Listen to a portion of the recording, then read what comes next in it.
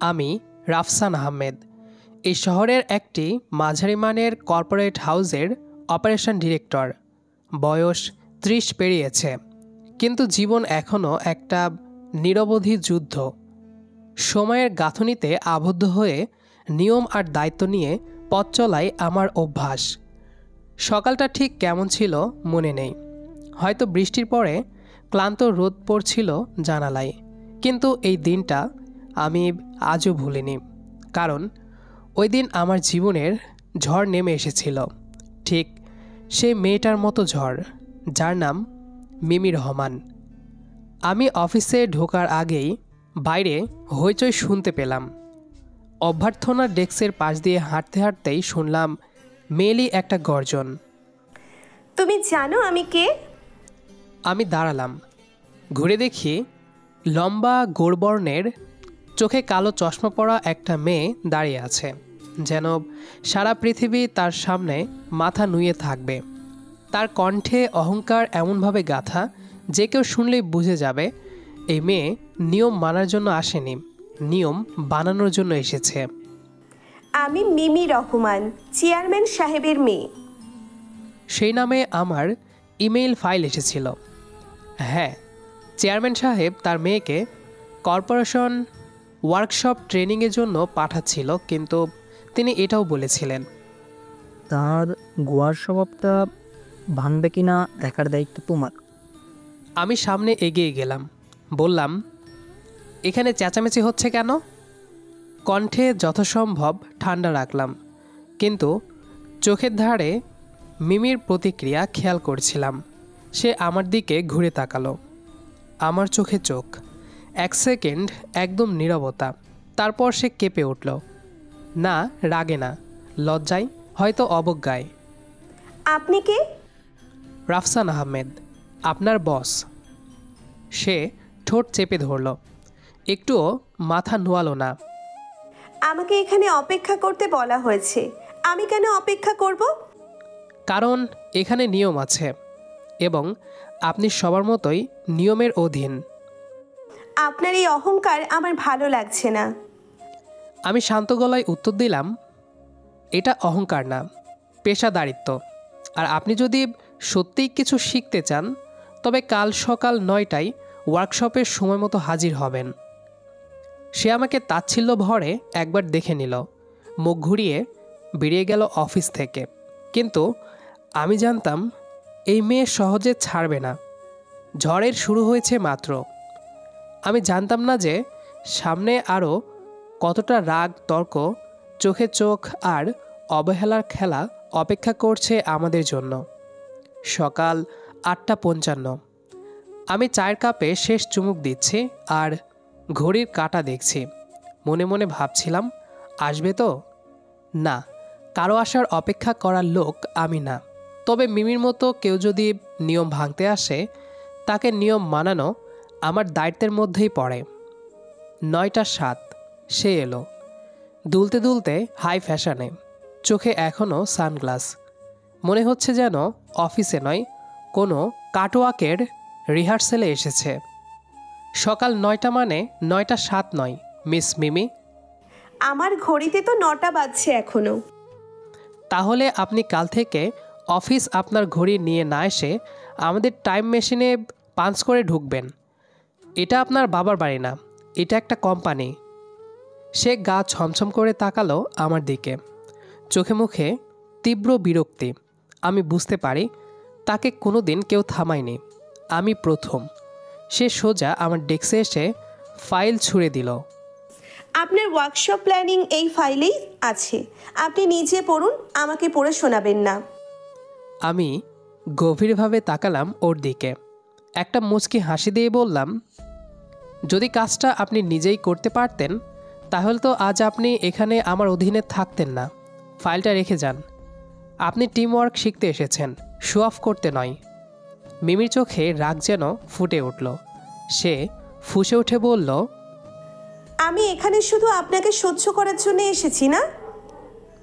আপনি বুঝে রাখুন, এই রাফসান সাহেব কিছুই বিশেষ না আমার জন্য। এই রাফসান সাহেবই আপনাকে শেখাবে কিভাবে নিজের অহংকার ভাঙতে হয়। আপনি যদি শিখতে না চান তাহলে আপনি মুক্ত। সে চোখ সরিয়ে নিল, কিন্তু বুঝতে পারলাম সে চলে যাবে না। সে লড়তে চায়, আমাকে হারাতে চায়। 2 সপ্তাহ পর মিমি এখন রোজ আসে, সময় মতো না হোক কাছাকাছি সময়ে, কাজে অংশ নেয়, আবার ঝগড়াও করে। আমার সাথে প্রতি মিটিংয়ে তার ঝাড়ি খাওয়ার একটা স্পেশাল রুটিন তৈরি হয়ে গেছে। একদিন সে বলল, আপনি তো খুব রুড না? মেয়েদের সাথে এমন ব্যবহার কেউ করে? আমি কাজের জায়গায় নারী পুরুষ দেখি না, আমি পারফর্মার আর অপারফর্মার দেখি। সে ঠোঁট কামড়ে মুখ ঘুরিয়ে নেয়, কিন্তু চোখে মুখে একটা অদ্ভুত মিশ্র প্রতিক্রিয়া, রাগ, অবাক আর হয়তো সামান্য সম্মান। একদিন সন্ধ্যাবেলা অফিস প্রায় ফাঁকা, আমি একা ডেস্কে কাজ করছি। হঠাৎ দেখি মিমি কফির কাপ হাতে এলো। আমি অবাক হয়ে তাকালাম। সে বলল, শুনুন, আমি জানি আপনি আমাকে পছন্দ করেন না, আমিও আপনাকে একদমই সহ্য করতে পারি না, কিন্তু একটা কথা বলি, আপনি যদি আমার মতো কারোর সাথে চ্যালেঞ্জ নিতে পারেন তাহলে হয়তো আপনি একদম ফালতু না। আমি তো ফালতু কখনোই ছিলাম না মিমি, আপনি শুধু সেটা স্বীকার করতে শুরু করেছেন মাত্র। সে কিছুক্ষণ চুপ করে রইল, তারপর মুখে একটু হেসে বলল, চলুন আজকের কাজ শেষ করি, আমি আপনার ভুল ধরতে চাই আবার। তাতে তো আমি আগেই অভ্যস্ত হয়ে গেছি মিস অহংকার। আমরা দুজনেই হেসে ফেললাম। আমার মনে হলো সংঘর্ষটা এখন আর শুধুই রাগ নয়, এটা একটা অভ্যাস হয়ে উঠছে। প্রত্যেক দিন সকাল শুরু হয় একইভাবে, একটা ঘড়ি কাটার মতো নিয়মে চলে আমার জীবন। কিন্তু মিমি আসার পর থেকে এই নিয়মের ভেতরেও একটা এলোমেলো হাওয়া ঢুকে পড়েছে। সে আমার নিয়ম ভাঙে, কথা কাটাকাটি করে, আর তবুও প্রতিদিন সেই চেয়ারে এসে বসে। আমি যতই নির্লিপ্ত থাকতে চাই সে ততই আমায় জড়িয়ে ফেলে এক অদ্ভুত টানাপোড়েনের খেলায়। ট্রেনিং প্রজেক্ট চলছিল, বড় ক্লায়েন্টদের সামনে প্রেজেন্টেশন। আমি টিমের দায়িত্ব দিয়েছিলাম, আর মিমি ছিল সেই টিমের সেকেন্ড লিড। আমি স্পষ্ট বলেছিলাম ডকুমেন্টেশন চেক করে দেবে, ক্লায়েন্টের সামনে যেন ভুল না যায়। কিন্তু সে তখন মিটিংয়ের আগ মুহূর্তে বলল, আমি এই প্রজেক্টের জন্য আলাদা প্রেজেন্টেশন বানিয়েছি, এটা আমার নিজস্ব কনসেপ্ট, আপনি দেখবেন না, আগে সরাসরি মিটিংয়ে রিভিল হবে।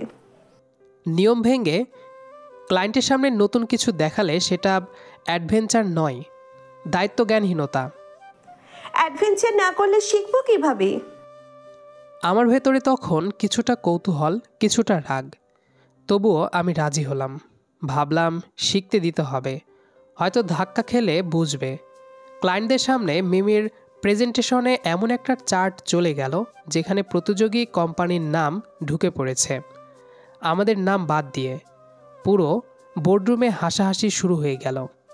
আমি মাথা নিচু করলাম না, কারণ আমি বস, কিন্তু ভেতরটা জ্বলে উঠল। সেই মিটিং শেষ করে সবাই বেরিয়ে গেল। আমি মিমির দিকে তাকালাম। সে মুখ নিচু করে দাঁড়িয়েছিল। আমি ঠান্ডা গলায় বললাম, এটাই যদি হয় অ্যাডভেঞ্চার, তাহলে আপনি আমার টিমে থাকার যোগ্যতা হারিয়েছেন। সে ফোপাতে লাগলো, তারপর বলল, আপনি এত রূঢ় হতে পারেন? ছোট্ট একটা ভুল। ছোট ভুল? এটা তোমার অহংকারের ফল। তুমি ভাবো তুমি সবার চেয়ে স্মার্ট, আর আজ তুমি আমাকে অপমান করেছো, পুরো টিমকেও। আমি আজ থেকে তোমাকে ট্রেনিং থেকে সরিয়ে দিচ্ছি। আপনি আজ যা করলেন একদিন আপনারই আফসোস হবে, আমি গিয়ে বোর্ড মেম্বারদের বলে দেব। তোমার ক্ষমতা থাকলে করো। আমি আজও যা বলছি পেশাদার জায়গা থেকেই বলছি। সে অফিস থেকে বেরিয়ে গেল, আর আমি জানালার পাশে দাঁড়িয়ে অনেকক্ষণ তাকিয়ে রইলাম। ভেতরে একটা তীব্র ঝড় চলছিল, কিন্তু আমি সেটা দেখালাম না। সেদিন রাতে অফিসে আর কাউকে না জানিয়ে আমি অনেকক্ষণ একা ছিলাম। ভাবছিলাম আমি কি অতিরিক্ত কঠিন হয়ে যাচ্ছি, অথচ এই মেয়েটা যে সবসময় আমার ওপর চড়াও হয়, আমার চোখে চোখ রাখে, অহংকার করে, অথচ দিনের শেষে সেই একমাত্র মানুষ যার মুখের রাগ এখন আমার অভ্যাস হয়ে গেছে। কিন্তু অভ্যাসের সবই কি ভালো? আমি জানতাম না, এই দূরত্বই কিভাবে আমাদের সম্পর্কের মোড় ঘুরিয়ে দেবে। অফিসে এখন কেমন যেন ফাঁকা ফাঁকা লাগে। মানুষের অভাব নেই, শব্দের অভাবও নেই, তবুও যেন কোনো অনুপস্থিতি আমাকে কুড়ে কুড়ে খাচ্ছে। মিমি আসছে না আজ 3 দিন, না ফোন করেছে না মেসেজ। কিন্তু আমি করেছি? না, আমি তো রাফসান আহমেদ, কারো পেছনে ঘুরতে যাই না। তবুও প্রতিদিন সকাল 9টায় আমি তাকাই দরজার দিকে, সে আসছে কি না। আমি নিজেকে বোঝাই, না, এটা শুধু একটা ফর্মাল ইন্টার্ন ছিল, চলে গেছে, শেষ, এত ভাবার কিছু নেই। কিন্তু অজান্তেই কফির কাপ ঠোঁটে তুলতেই মনে পড়ে ওর ঠোঁট বাঁকানো হাসি, সেই ঝাড়ি দেওয়া গলা। আপনি এত সিরিয়াস কেন বলেন তো? 4 দিন পর অফিসের ছাদে চুপচাপ দাঁড়িয়েছিলাম।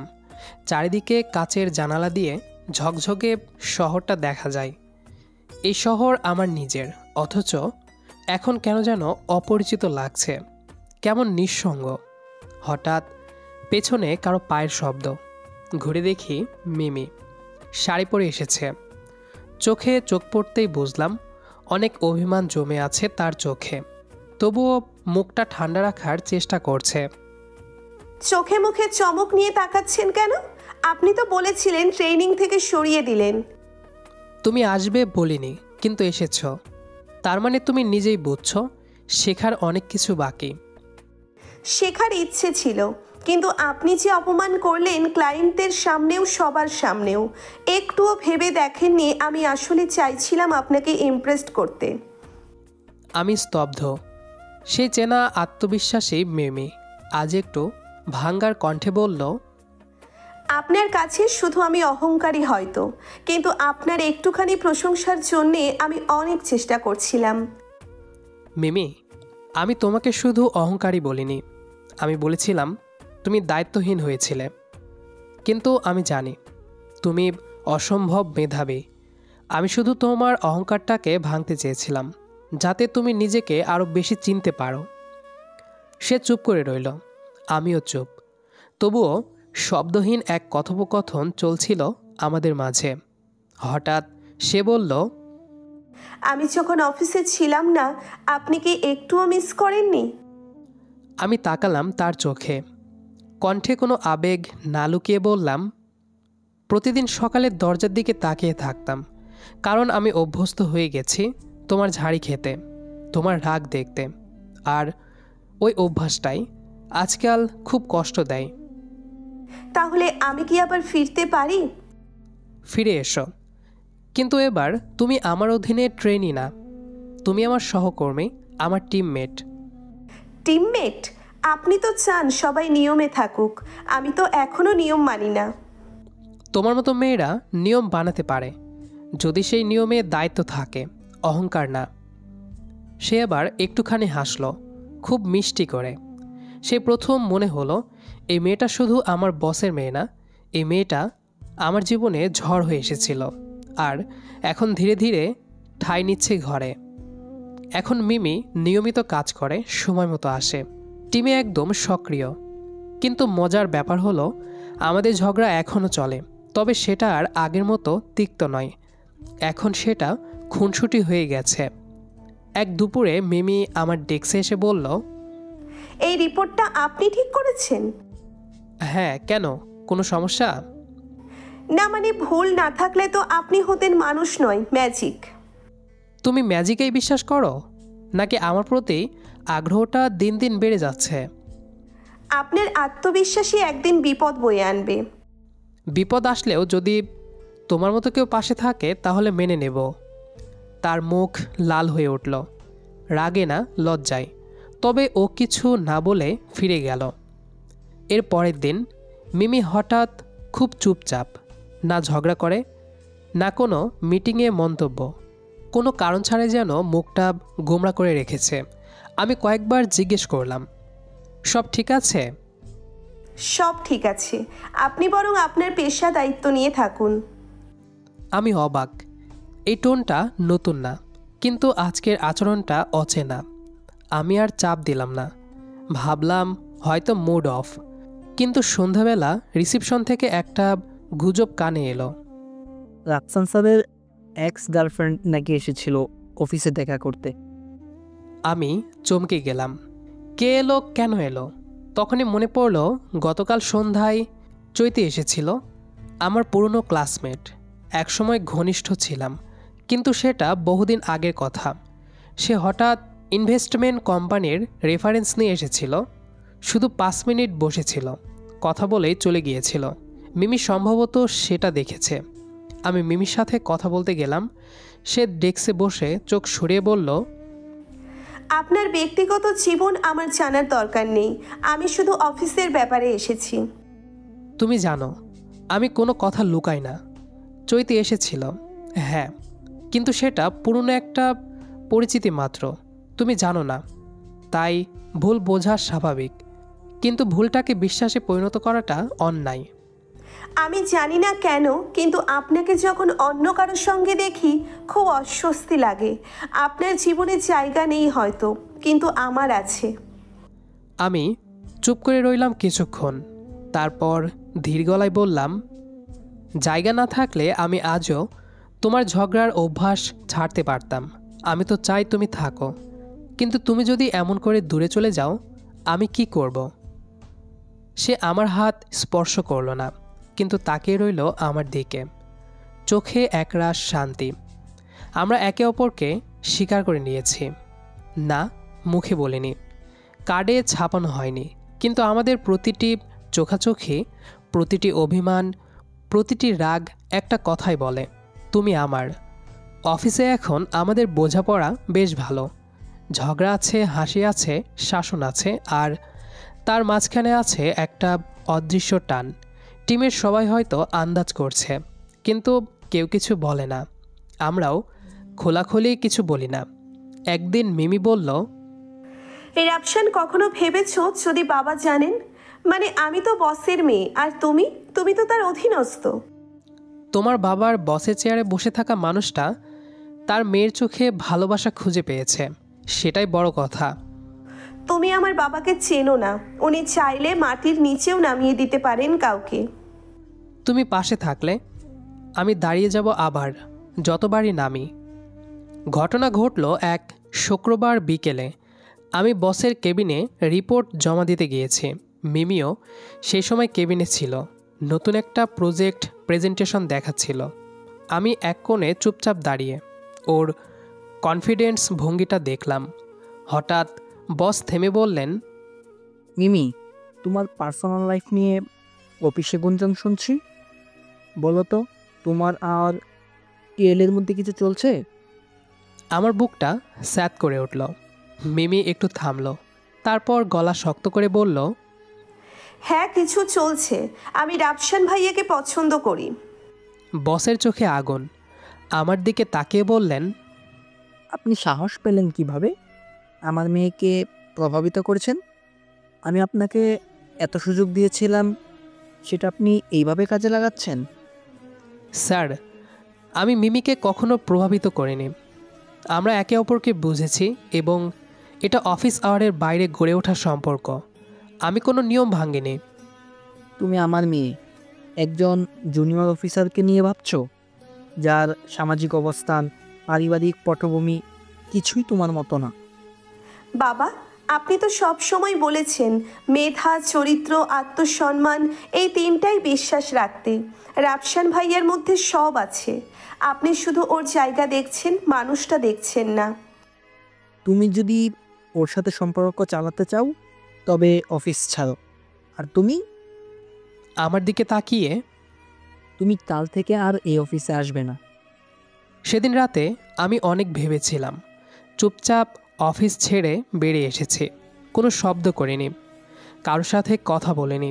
কিন্তু মিমি এসে হাজির হয়েছিল আমার বাসার সামনে, চোখে পানি, ঠোঁট কাঁপছে।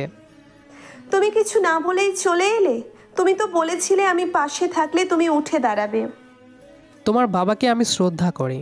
উনি যেভাবে দেখলেন, আমি হয়তো প্রমাণ দিতে পারি না আমার ভালোবাসা কতটা গভীর, কিন্তু আমি তোমায় ব্যবহার করিনি মিমি।